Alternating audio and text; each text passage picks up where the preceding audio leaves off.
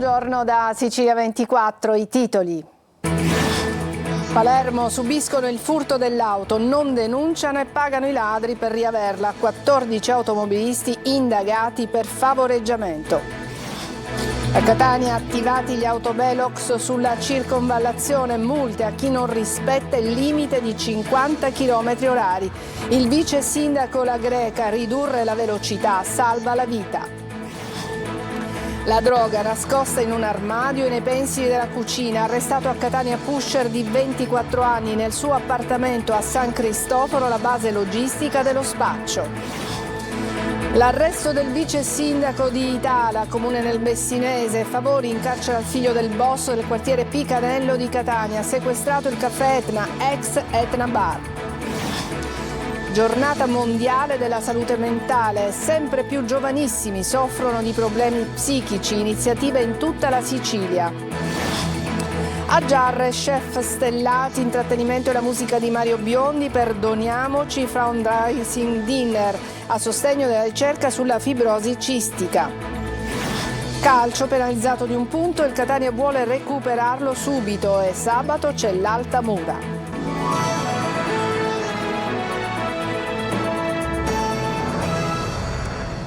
Bentrovati. Da Palermo 14 palermitani da vittima si sono trasformati in favoreggiatori. Dopo il furto della loro auto hanno pagato con il cosiddetto cavallo di ritorno per averla indietro, per poi negare di aver subito l'estorsione. Per loro è scattata la denuncia. Manlio Viola. Non solo la banda che ruba le auto e poi le restituisce dietro il pagamento di un riscatto, anche gli automobilisti che pagano quel riscatto per riavere indietro la vettura commettono un reato. Sono 14 i palermitani denunciati per favoreggiamento nei confronti della banda scoperta nelle scorse settimane. Tutti hanno pagato senza poi denunciare l'estorsione subita, anzi negandola. Il gruppo che ha agito con base nel quartiere dello Sperone è risultato responsabile di un vasto giro di riciclaggio di auto rubate, alle quali sono stati poi alterati i dati dei telai mediante nuove punzonature, riportando quelli di auto incidentate, quasi tutte inutilizzabili, acquistate per questi scopi.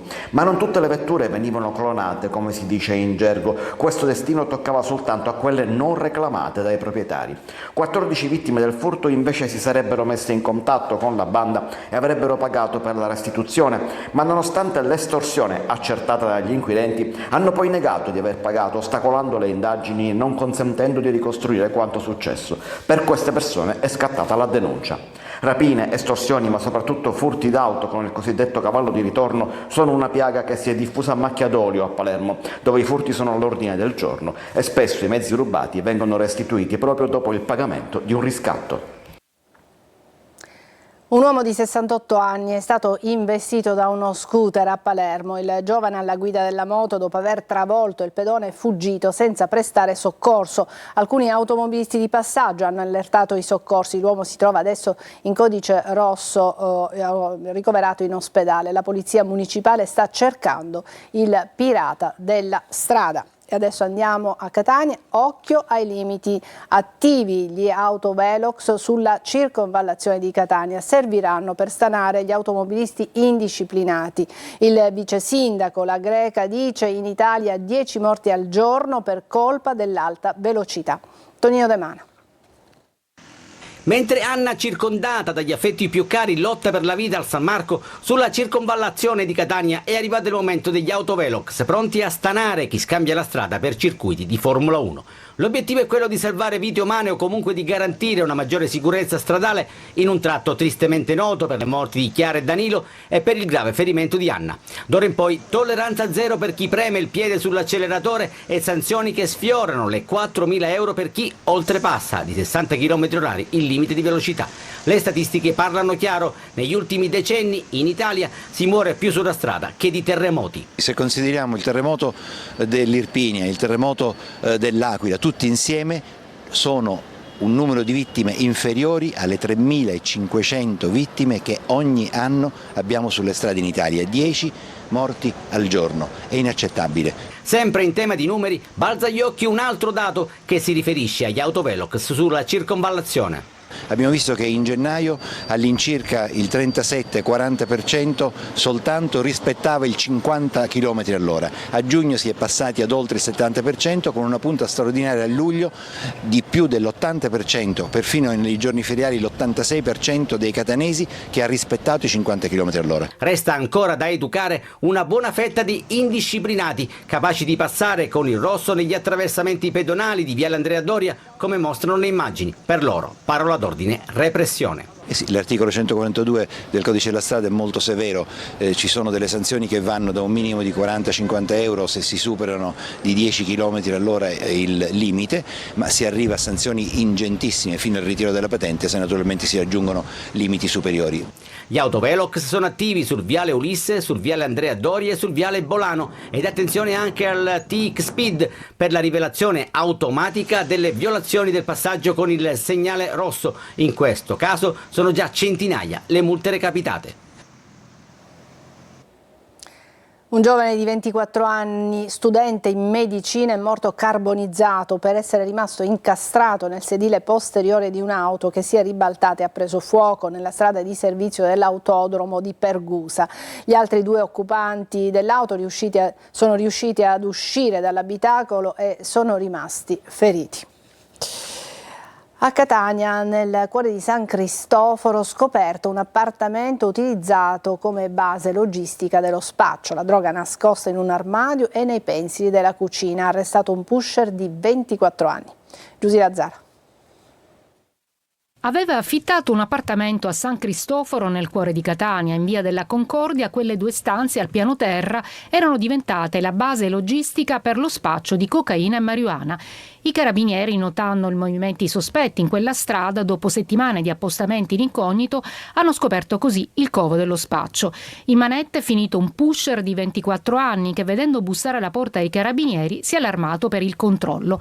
Dalle perquisizioni, infatti, sono state trovate dentro un armadio nel cortile interno della casa buste di plastica con la marijuana del tipo amnesia.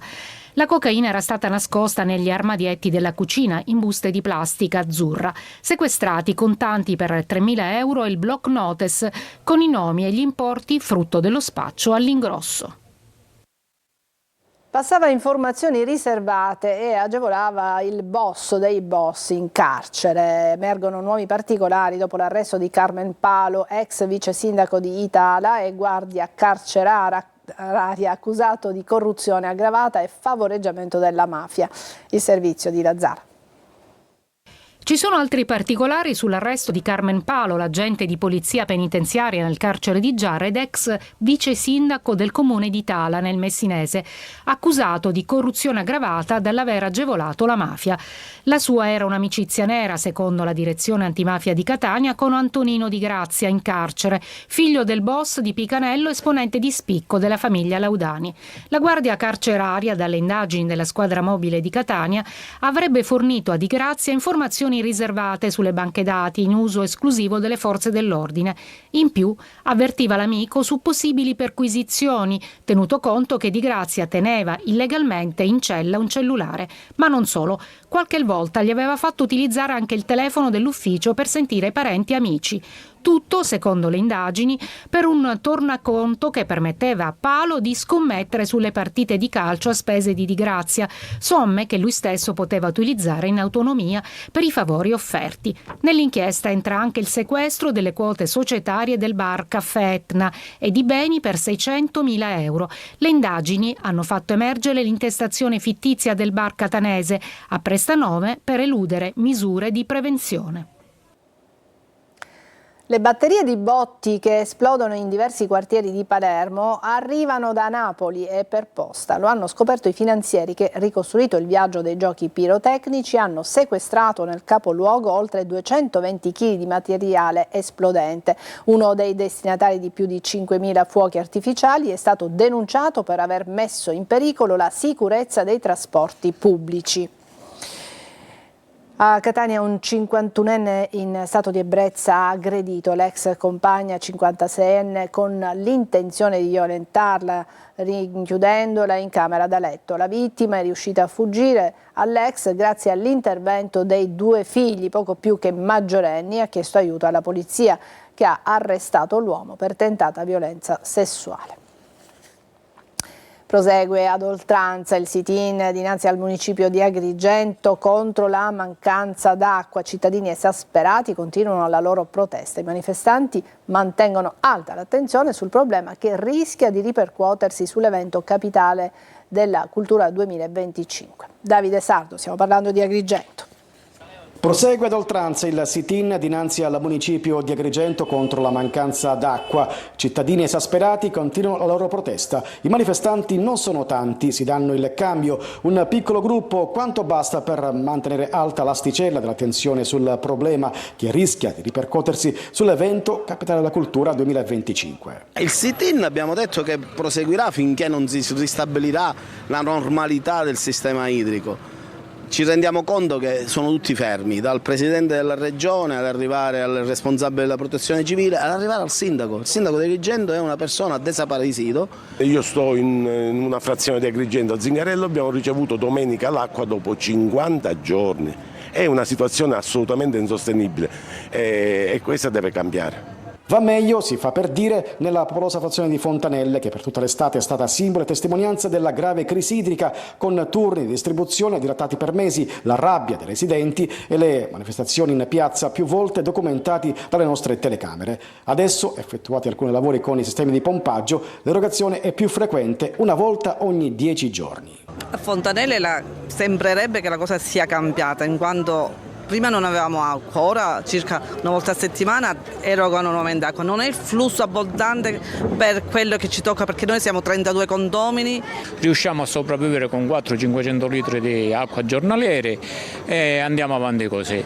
Torno a ripetere, grazie ai vostri servizi, tutto questo fatti in precedenza, grazie anche ad altri giornalisti che si sono interessati, siamo riusciti a portare quel pochino che ci basta per campare e non morire. Però non stiamo comprando acqua e questo è già un miracolo. Se a Fontanelle la distribuzione dell'acqua è stata resa più o meno tollerabile, in altri quartieri ancora scarseggia ed è distribuita con turni da terzo mondo. Con la nascita di un nuovo polo commerciale a Misterbianco il territorio si prepara a rinascere e a tornare fulcro del commercio come un tempo. Una sfida avviata dalla famiglia di imprenditori Arena e sposato dall'amministrazione comunale con un progetto in fase di avvio. Simona Mazzone. Un viaggio lungo oltre 100 anni, una storia cominciata il 19 gennaio del 22, quando Cristoforo Sberna a Val Guarnera Caropepe nell'Ennese ottiene la prima licenza commerciale. Poi il testimone al genero Giovanni Arena e così via. L'impero comincia a ingrandirsi fino ai giorni nostri, con il presidente Cristoforo Arena che porta il nome del nonno e i suoi figli, quarta generazione di una famiglia di imprenditori. Sono felice di aver ereditato alla famiglia la continuità del lavoro e dell'azienda che hanno creato i nostri genitori, i nostri nonni e così via. L'ultima sfida in ordine di tempo della famiglia Arena è qui, dove sorgeva dal 1989 Città Mercato, che rinasce con un nuovo nome e un nuovo volto in una superficie di circa 20.000 metri quadri. L'Arena di Misterbianco guarda già al futuro e all'ambiente, puntando sull'energia green. Questo è un centro green perché è stato realizzato con tutte le caratteristiche, con pareti ventilate. Abbiamo realizzato un impianto fotovoltaico da Omega 2 che riesce ad avere un'autonomia energetica totale. Un polo ambizioso che vuole porsi da apripista per il rilancio dell'economia del territorio, fattore su cui punta l'attuale amministrazione comunale. Noi oggi abbiamo dato appuntamento al giorno 15 di novembre perché presenteremo la nostra idea di rilancio, di masterplan di tutta l'area commerciale, che vedrà sul tavolo insieme università, tecnici, imprese, gli stakeholder del territorio, sindacati, per parlare appunto di rilancio di una zona che vedrà da qui ai prossimi anni la nascita della metropolitana. Un progetto coraggioso che ha visto l'impiego di soli capitali siciliani e che dal punto di vista economico vuole stimolare lo sviluppo del territorio e la crescita occupazionale, con i suoi oltre 200 dipendenti dei 3.500 già impiegati dalla famiglia Arena. Cambiamo argomento, giornata mondiale della salute mentale. Sempre più giovanissimi soffrono di problemi psichici, iniziative in tutta la Sicilia. Il villaggio della salute è stato allestito a Palermo. Marco Gullà.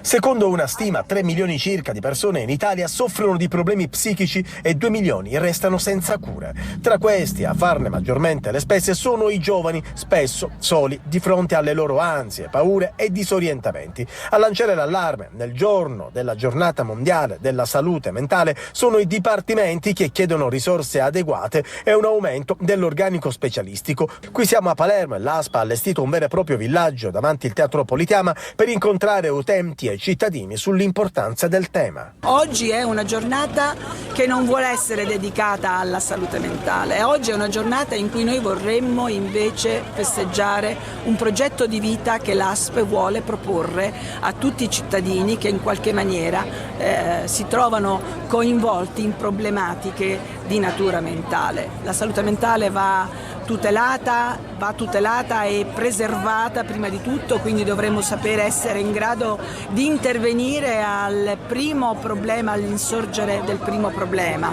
Tra i disturbi principali che intaccano anche la salute mentale ci sono i disturbi del comportamento alimentare, i disturbi della personalità e quelli dello spettro autistico. Questa è sicuramente un'iniziativa a livello mondiale, quindi è questa la cosa importante, cioè tutta la società del mondo considera oggi l'importanza di quello che è la collaborazione e l'interazione fra tutte le istituzioni che si occupano del benessere dello stato sociale e di salute dei cittadini. E poi il tema dell'inclusione, un supporto anche per tutti i tossicodipendenti, in particolare quelli assuntori di crack.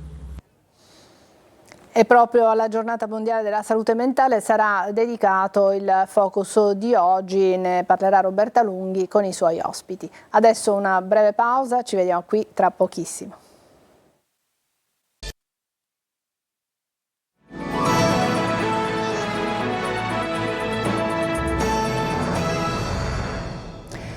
Piero Guccione, dolore e meraviglia è la mostra virtuale del compianto maestro di Scicli, 24 opere artistiche da ammirare da casa. Veronica Barbarino. Le opere di Piero Guccione da ammirare comodamente seduti in casa.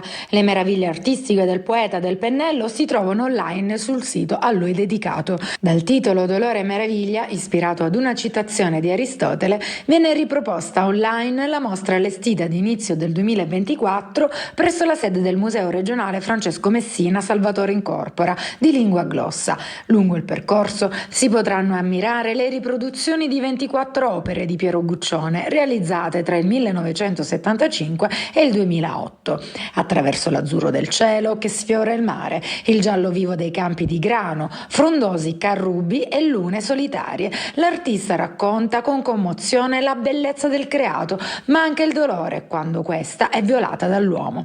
Definito il più leopardiano tra gli artisti del Novecento per gli echi di solitudine e di infinito che evocano le sue opere, questa esposizione sembra accostarlo al poeta di Recanati. La cifra stilistica del pittore del Novecento italiano, come la definì Leonardo Sciascia, è una riconoscibile fuga dal tempo per andare e restare oltre il tempo. Sul sito la mostra rimarrà online fino al 4 maggio 2025, vigilia della nascita di Guccione, maestro di Scicli. Sono stati raccolti oltre 180.000 euro ieri sera a Giarre nell'evento a sostegno della ricerca sulla fibrosi cistica. Doniamoci Fundraising Dinner. 70 chef, intrattenimento e musica, tra i protagonisti Mario Biondi. Il servizio è di Eva Spampinato. To take more than we give. La calda voce di Mario Biondi ha aperto la 7ª edizione di Doniamoci Fundraising Dinner, l'evento di raccolta fondi a sostegno della ricerca sulla fibrosi cistica, nato a Catania dall'iniziativa dell'imprenditore Claudio Miceli e che quest'anno donerà il ricavato a 2 progetti italiani, le case LIFC, Comitato di Catania, e il Gendel CF della Fondazione Fibrosi Cistica Ricerca, che attraverso la terapia genica mira a trovare una risposta per quei malati, 1 su 3, che sono ancora orfani di terapia. Il progetto è molto importante, si tratta del primo laboratorio genetico dedicato interamente alla fibrosi cistica, è un progetto di respiro internazionale oltre che di eccellenze italiane. Oltre 180.000 euro la somma raccolta a fine serata. Messi insieme i piaceri della vita Sicuramente il cibo è uno dei piaceri più importanti, la musica ne fa parte a pieno titolo, però tutti messi a servizio del piacere della vita, del vivere bene. Questi eventi sono utilissimi proprio per fare in modo che i ricercatori possano avere l'opportunità di continuare a fare benissimo il lavoro che già fanno molto bene. E dopo la musica e lo spettacolo presentati da Ruggero Sardo, nella seconda parte della serata i protagonisti sono stati gli oltre 70 chef coordinati da Sebbi Sorbello, con oltre 121.000 portate preparate. E non potevano mancare i dolci con i pasticceri del Compait, capitanati da Peppe Leotta, e l'altra eccellenza siciliana, il vino servito dai sommelier dell'Ice Sicilia. Adesso una breve pausa e poi il calcio, parleremo del calcio Catania, a tra pochissimo.